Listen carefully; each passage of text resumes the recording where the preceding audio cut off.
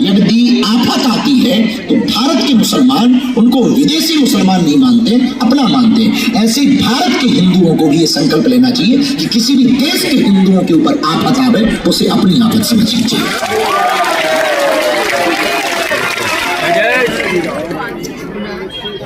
नीचे कर लो यार, बैठ के वीडियो बना लो भाई, पीछे वाला भी तो देखेगा, तुम लोग ऊपर चढ़ जाओ, ऊपर चढ़ जाओ।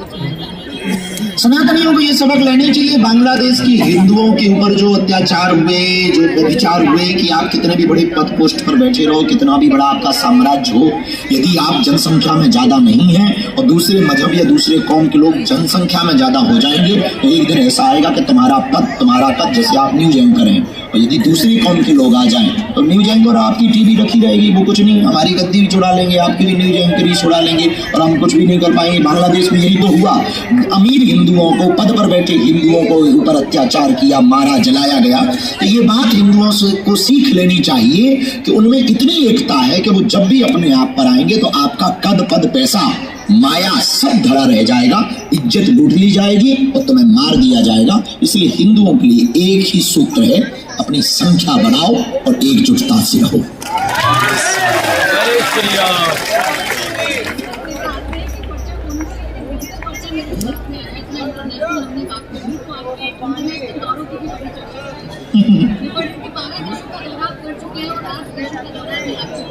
जी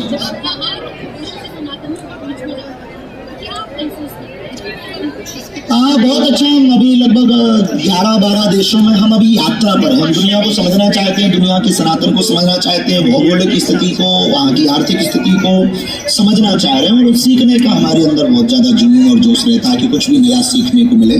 तो लगभग 11-12 देशों की यात्रा हमने की, जिसमें मिडिल ईस्ट के भी 1-2 देश गए और यूरोप के भी 1 देश गए और इधर इस तरफ भी, पश्चिम तरफ भी गए।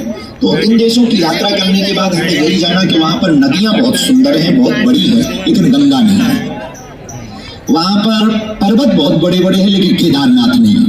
वहाँ पर मकान बहुत खूबसूरत बने हैं, लेकिन उनका परिवार नहीं है। ये हमने वहाँ से जाना, समझा और वहाँ के सनातनी बहुत अच्छा भावपूर्वक स्वागत करते हैं। और इस साल भी हम कोशिश कर रहे हैं 7-8 देशों की यात्रा करेंगे और इस वर्ष की जो विदेशों की हमारी यात्रा होगी, जो बागेश्वर धाम पर कैंसर हॉस्पिटल बन रहा, क्योंकि हमारा क्षेत्र बड़ा पिछड़ा है, इस क्षेत्र में ऐसा कोई हॉस्पिटल नहीं है, तो हम अपने हॉस्पिटल में वर्ल्ड वाइड फैसिलिटी देना चाहते हैं कि विश्व की बेहतर से बेहतर फैसिलिटी हमारे बागेश्वर धाम के गढ़ा में कैसे मिल सके। और यही सनातन की खूबसूरती है कि सनातन में यही अद्भुत बात है कि अब तक अस्पतालों में मंदिर थे, अब मंदिरों में अस्पताल दिखाई पड़े।